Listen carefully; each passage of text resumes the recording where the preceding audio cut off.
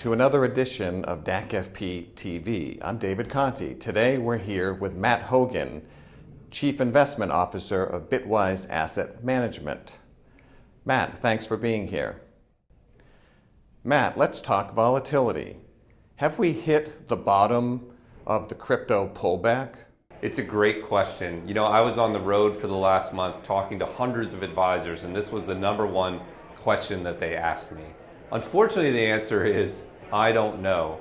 What I do know is that historically, if you've entered the crypto market after it's drawn down 50% or more, you've tended to do well over time. In fact, from a 3-year holding period, you've profited in every single example. I think what's going on in the market right now is that we've had a macro adjustment. We've moved from a risk-on market to a risk-off market. You've seen that impact everything from tech stocks to crypto.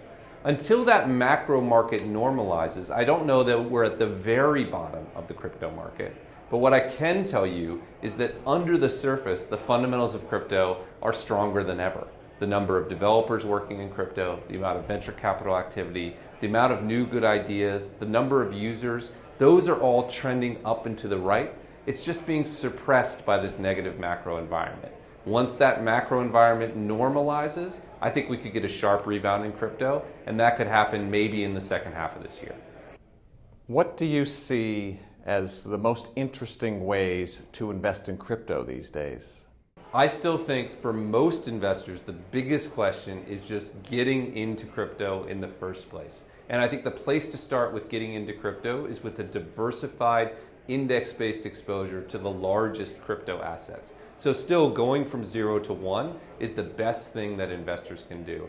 I will call out a few interesting areas that have been particularly beaten down by the market pullback that I would look at if I was looking for special opportunities. One is actually the crypto equity space. You know, crypto assets like Bitcoin and Ethereum are down, but stocks like Coinbase and Silvergate are down even more. And they're actually trading at extremely attractive valuations. So I think the market may be over discounting those stocks, and it could be an interesting place for long-term investors to look.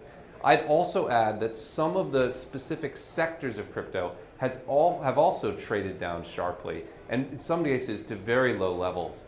Decentralized finance like Uniswap and Aave, those sorts of assets are generating real revenues, have real users, and real growth, but they've been sold off aggressively by the market. So I think you can look at these beaten down corners as another interesting area to consider.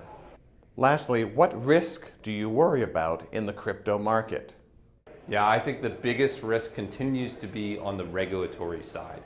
Look, there is very limited risk that I see about the core technology.